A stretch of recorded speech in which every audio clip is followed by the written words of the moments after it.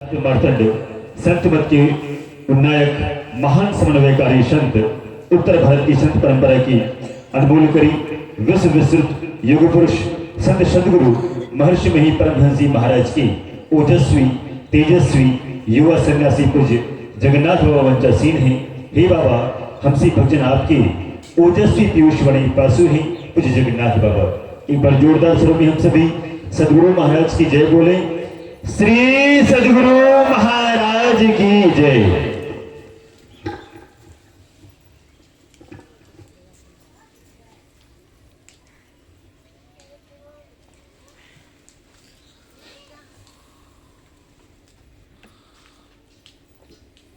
एक बार हम लोग बुलंद स्वर में परमाराध्य आराध्य जी की जय ध्वनि करें। श्री सदगुरु महाराज की जय।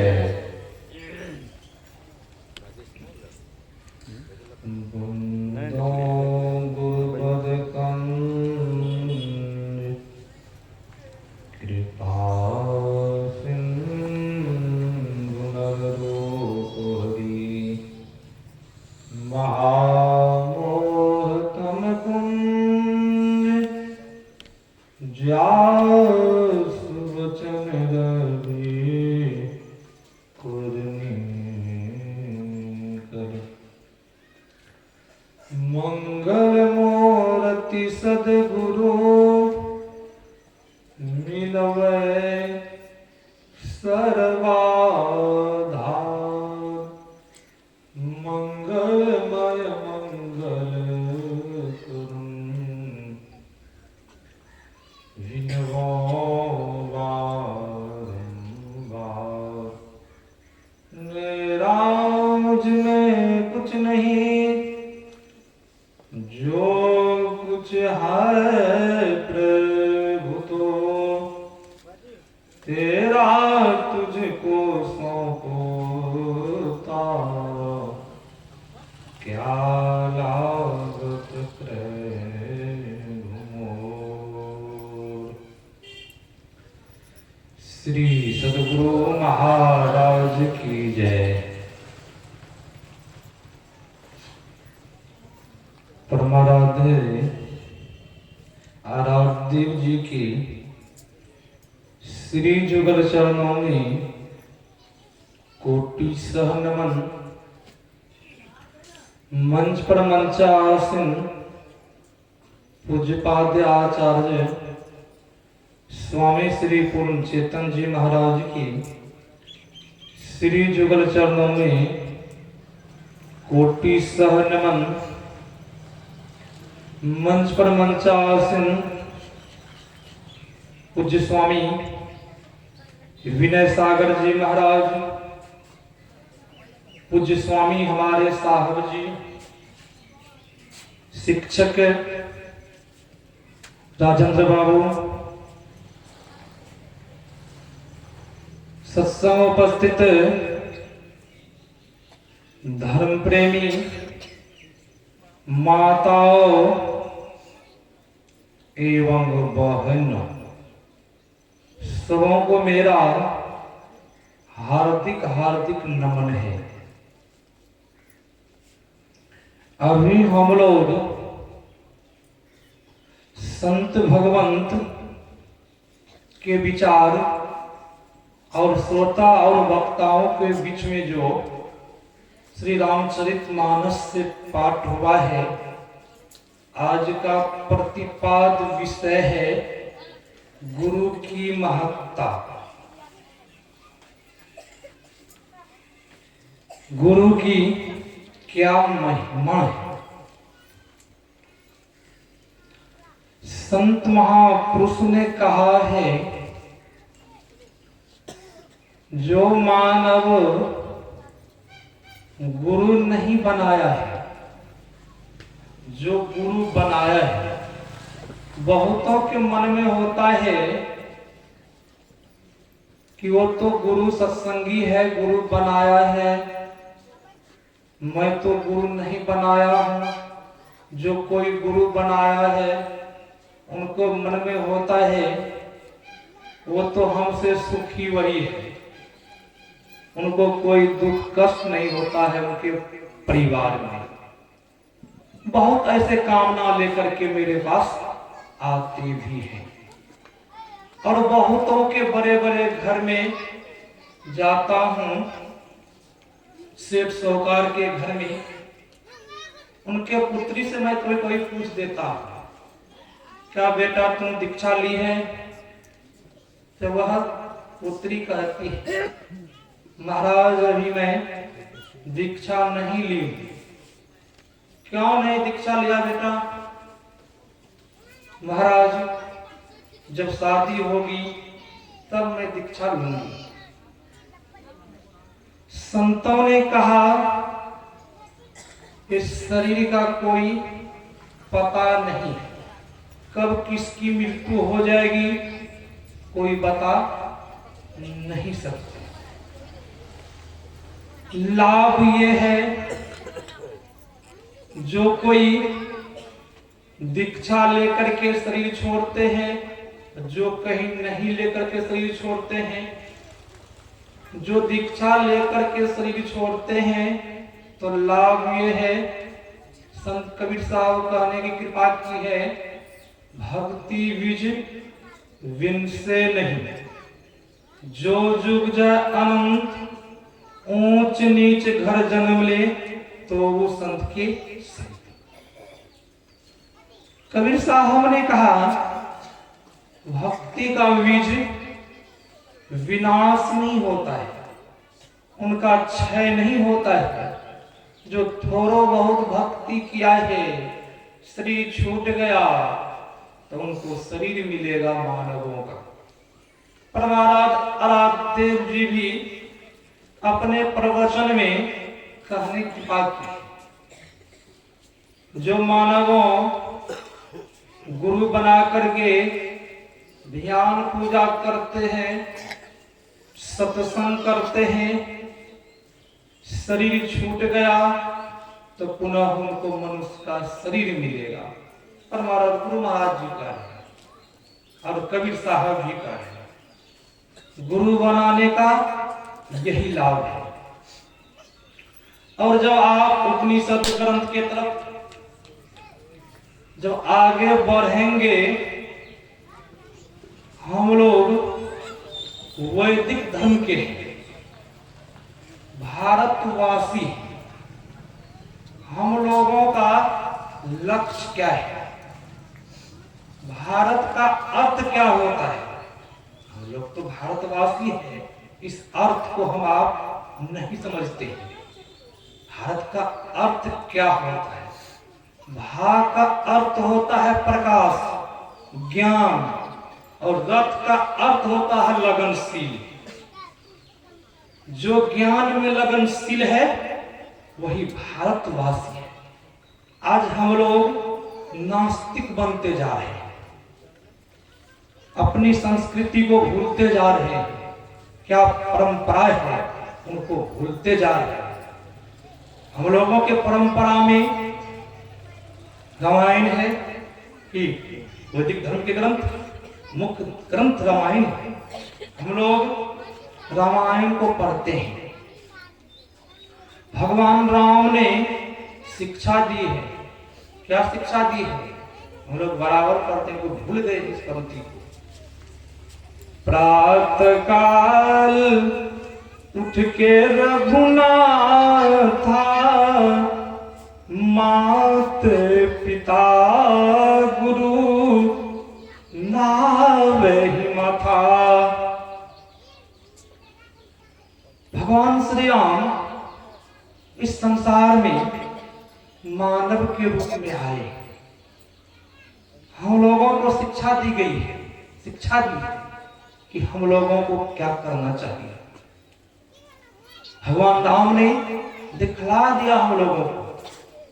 भगवान राम जब प्रातः काल उठते थे, माता पिता और गुरुओं को नतमस्तक करते थे, प्रणाम करते थे। क्या हम लोगों के घर में पुत्र पुत्रियां हैं? क्या प्रातः काल तो उठते हैं? क्या हम लोगों को नतमस्तक होते हैं, माथा टेकते हैं, प्रणाम करते हैं? प्रणाम करने से 4 चीजें की बढ़ोतरी होती है, 4 चीजें बढ़ती है। 4 चीजें क्या सब बढ़ती है? पहला नंबर में है जो कोई प्रणाम माता पिता के सेवा करते हैं, प्रणाम करते हैं, उसकी आयु बढ़ जाती है। पहला न भगवान बुद्ध ने कहा है, उसकी आयु बढ़ जाती है। दूसरा में है विद्याएं बढ़ जाती है। वह विद्वान होगा, उनको कभी दुख होगा? विद्वान को कभी दुख होता है? जो पढ़े लिखे हैं, कहीं कहीं सर्विस करके अपना जीवन यापन कर लेंगे। जो अविद्वान है उनको क्या होता है? सिर पर टोकरी उठाना पड़ता है। पंजाब बहुत लोग जाते हैं, जो देखते जो पढ़े लिखे में है, तो ईंट उठाते हैं, बजरी उठाते हैं, क्या अविद्वान है। तीसरा में है उनका बल बढ़ता है, बलवान होता है, ताकतवान होता है। जो माता पिता गुरु को प्रणाम करते हैं, माता पिता को मानते हैं, वह पुत्र बलवान होता है। और चौथा में है उसकी सुंदरता बढ़ जाती है, वह सुंदर हो जाता है। कोई असुंदर चाहता है मेरे रूप असुंदर हो? कोई नहीं चाहता है। सब चाहता है हम सुंदरवान होकर के इस संसार में रहे। कोई असुंदरवान नहीं चाहते, सब चाहते हम इस संसार में रूपवान होकर के रहें, हमें लोग अच्छा। ये सब कहाँ होता है? माता पिता और गुरु। जब गुरु बनाएंगे तब नहीं। बहुत तो कहते हैं महाराज गुरु बनाने की क्या जरूरत है? तो सज्जनों को जरा विचार करें। जिस देवताओं के पूजा हम आप करते हैं, आराधना करते हैं, उपास रहते हैं, वह देवताओं का गुरु कौन है? देवताओं गुरु है कि नहीं? देवताओं के गुरु बृहस्पति जी की देवताओं गुरु। क्या जिस अवतारी पुरुष के हम आप पूजा करते हैं, भगवान शिव के पूजा करते हैं, भगवान शिव का आराधना करते हैं, बहुत तो शिव शिष्य हैं, उनका कहना है भगवान शिव तो अजय है, अमर है, अविनाशी है, उन्होंने गुरु नहीं बनाया है। बहुत तो शिव शिष्य का ऐसा विचार है। तो भगवान शिव के गुरु हैं कुंभज ऋषि। भगवान शिव के मुख्य ग्रंथ है शिव पुराण, उनको पढ़ के देखिए।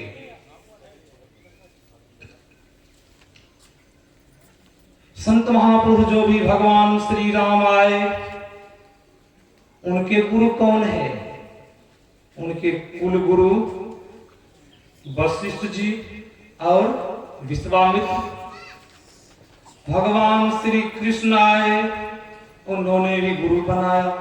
उनका गुरु कौन है? संदीपनी मुनि। असुर आए इस संसार में, राक्षस आए, उन्होंने भी गुरु बनाया। उनका गुरु कौन है? शुक्राचार्य। पांडवों का गुरु कौन है? गुरु द्रोणाचार्य। क्या सज्जनों जरा विचार करें, क्या हम लोगों को गुरु बनाना चाहिए कि नहीं चाहिए? बहुतों गुरु बना भी जो लिए, बहुतों सत्संगी के मन में होता है अब तो परमाराध गुरु महाराज जी रहे नहीं, अब तो शरीर छोड़ के चले गए हैं। विवेकानंद स्वामी जी के मन में भी हो गया था, अब तो रामकृष्ण महंत जी चले गए संसार से, अब दूसरा गुरु बना लेना चाहिए। जो कि पहुंचे हुए संत थे, उनको भी मन में इस तरह का हो गया था। और सुनते हैं जो ही इस तरह का मन में हुआ, बातें चली, उसी क्षण राम कृष्ण परमहंस जी महाराज प्रकट हो गए। उसी क्षण राम कृष्ण जी महाराज कहते, क्या जी हम मर गए हैं? तुम्हारा मन में इस तरह चल रहा है? उनका संशय को दूर कर दिया। गुरु जो होते हैं संशय को दूर करते हैं। पूज्यपाद स्वामी शाही स्वामी जी महाराज जब इस पंचभौतिक शरीर को छोड़ दिए थे तो मनियारपुर में भक्तों की भीड़ लग गई थी। छोड़ना तो सबको है, जिनका जन्म हुआ है उसकी मृत्यु भी होगी, कि इस संसार में रहने के लिए कोई नहीं आए। पूज्य बाबा को बर्फ में रखा गया था, बर्फ पिघल पिघल के पानी चल रहा था और बहुतों श्रद्धालु उस पानी को कोई बोतल में भरते थे तो कोई कमंडल में, सोचते थे महापुरुष के चरना अमृत है। उसी में से एक माई, वो भी जोगानंद बाबा को बोले, जब काफी भीड़ हो गई थी तो जोगानंद बाबा से कहते, बाबा हमें भी थोड़ा चरना अमृत दीजिए। चरना अमृत वो माई को भी जोगानंद बाबा दी। वह माई अपने घर आती। उस माई के यहाँ एक बच्चा 12 वर्ष का था। वह जन्म से ही गूंगा था, बहरा था। बहुत तो ऐसा होता है, बहुत तो घर में गूंगा बहरा जन्म लेता है, अपाहिज जन्म लेता है। अब वह माई सबों को बुला बुला करके चरना अमृत देने लग गए। माई के मन में हुआ इस गूंगा को भी दिया जाए। गूंगा को भी इशारा करते हैं। वह बहरा, गूंगा बहरा तो नहीं सुनता, गूंगा वो तो इशारा से समझ गया कि बुला रहे हैं। तो गूंगा वहां आते हैं और गूंगा को चरना अमृत माई देती है और गूंगा को इशारा के पीने के लिए। जो ही गूंगा चरना अमृत को पीते हैं, पान करते हैं, तो ही गूंगा बोलने लगे। श्री सद्गुरु महाराज की जय। गूंगा को जब पूछा गौ समाज का आदमी, उस परिवार का आदमी, क्या जी? तो गूंगा कहता है, मैं पहले भी बोलता था। गूंगा का मैं पहले ही बोलता था। इससे क्या साबित होता है? अंदर में शब्द है। बहुतों को कहना अंदर में कुछ नहीं, अंदर में चलने से क्या होता है? अंदर में शब्द है, अंदर में रोशनी है। अंदर में रोशनी है, अब तो आंख में रोशनी आ गई है, यह सोचनीय विषय है।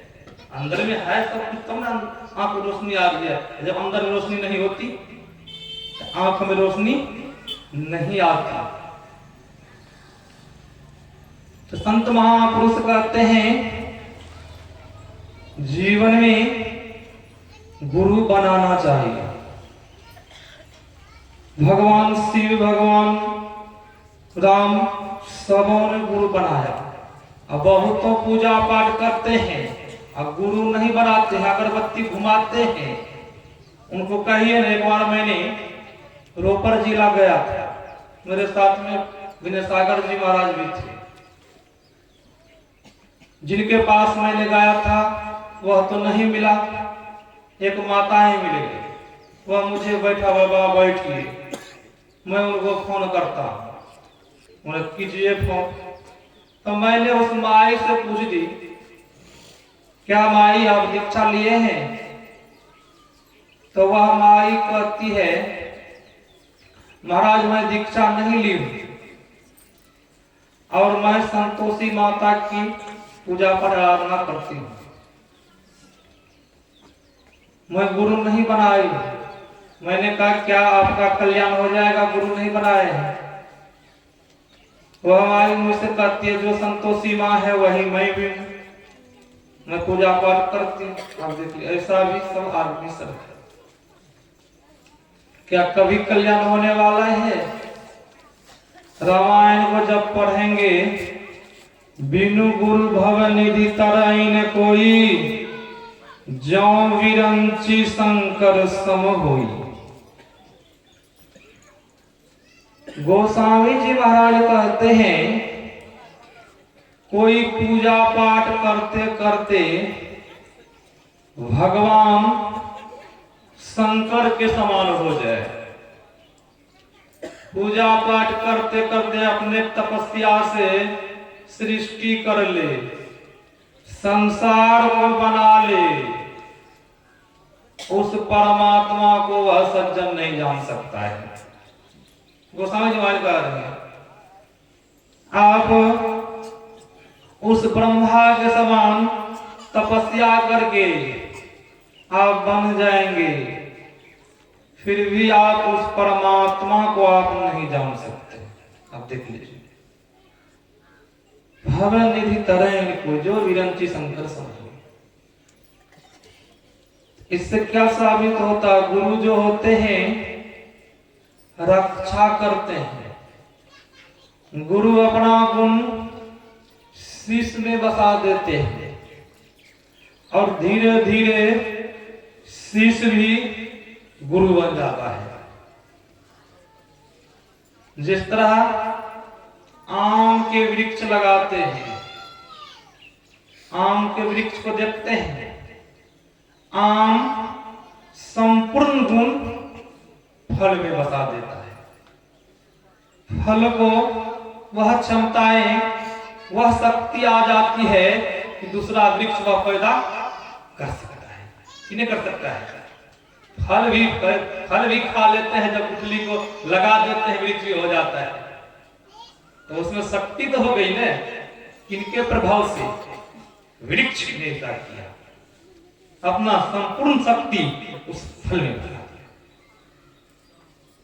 वैसे गुरु होते हैं, गुरु रक्षा करते हैं।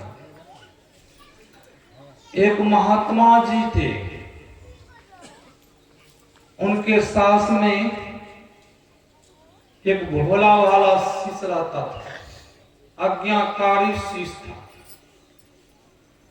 एक रोज महात्मा जी सत्संग प्रचार प्रसार के लिए निकल गए।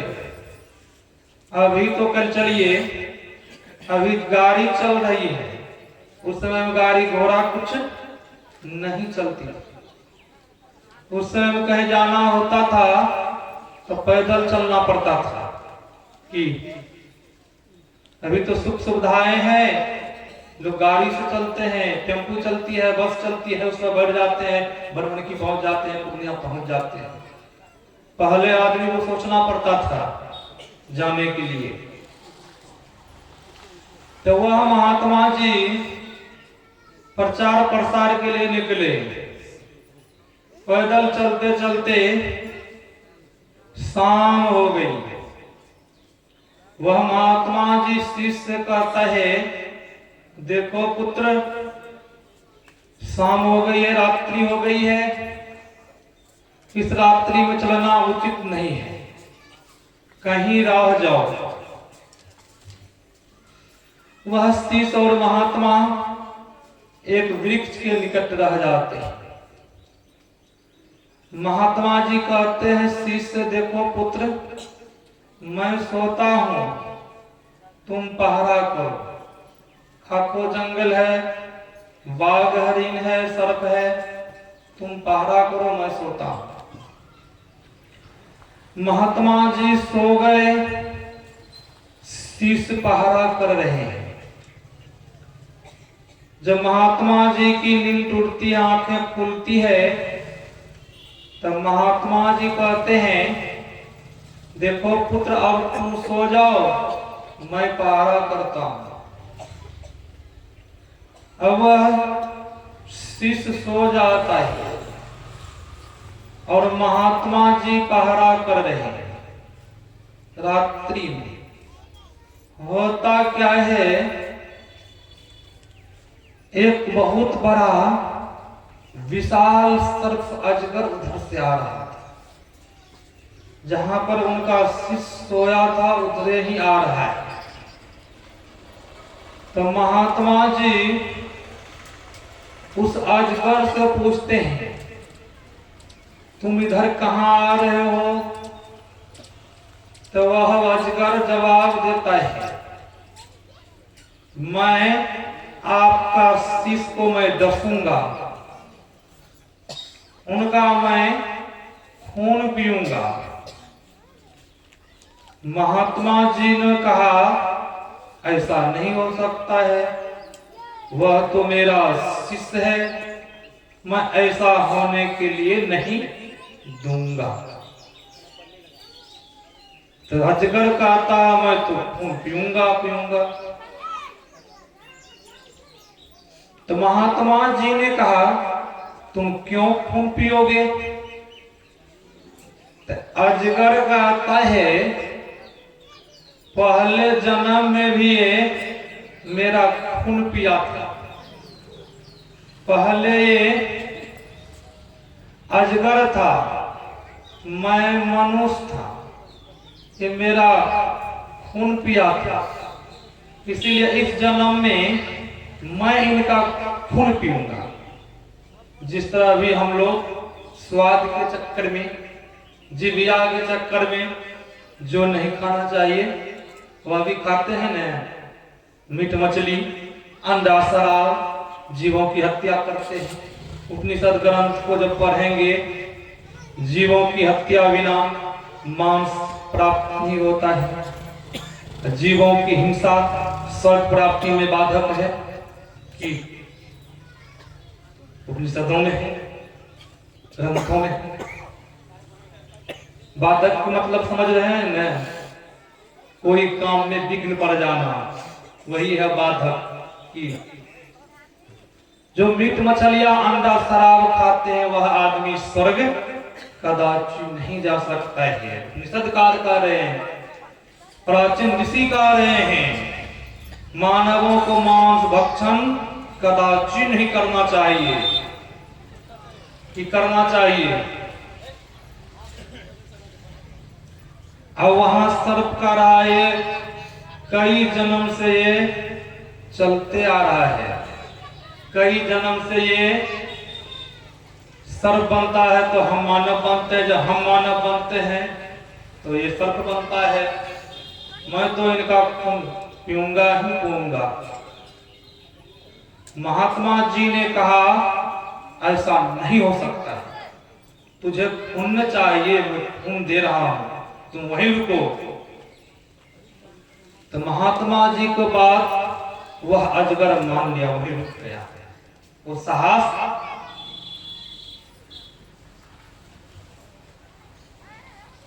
नहीं किया, वह वहीं रुक गया। और महात्मा जी ने क्या किया,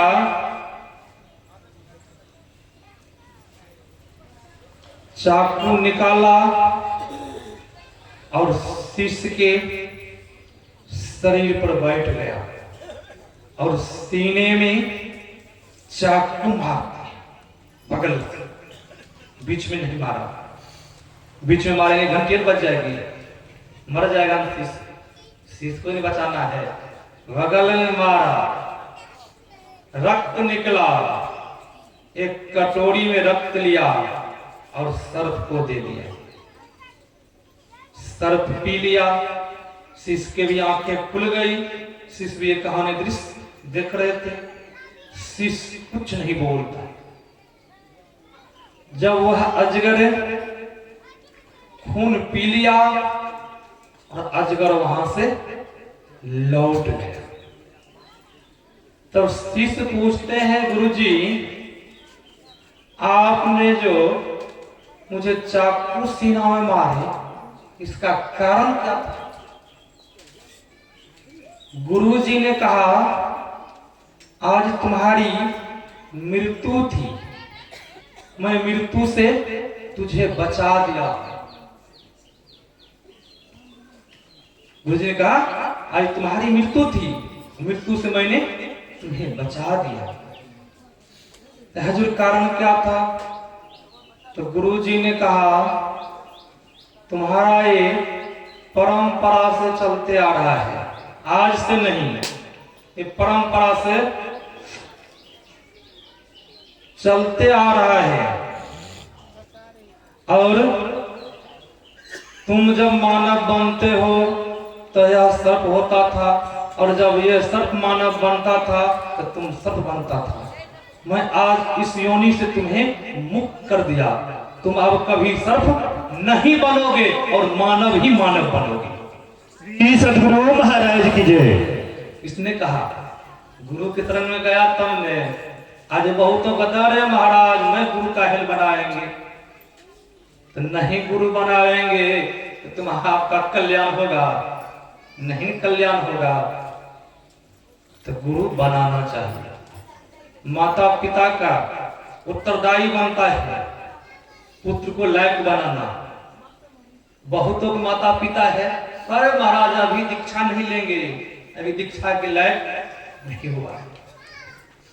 आप पुत्र को लायक नहीं बना रहे हैं, कभी पुत्र की मृत्यु हो गई तब कहां जाएंगे? माता पिता को सोचना चाहिए, विचारना चाहिए। जब इस तरह हम लोग गुरु बना करके पूजा ध्यान करेंगे तब हम लोगों का जीवन सार्थक होगा। समय का अभाव है, स्वागत गान गाएंगे, यही आप लोगों की सेवा मैंने सुनाया। श्री सद्गुरु महाराज की जय।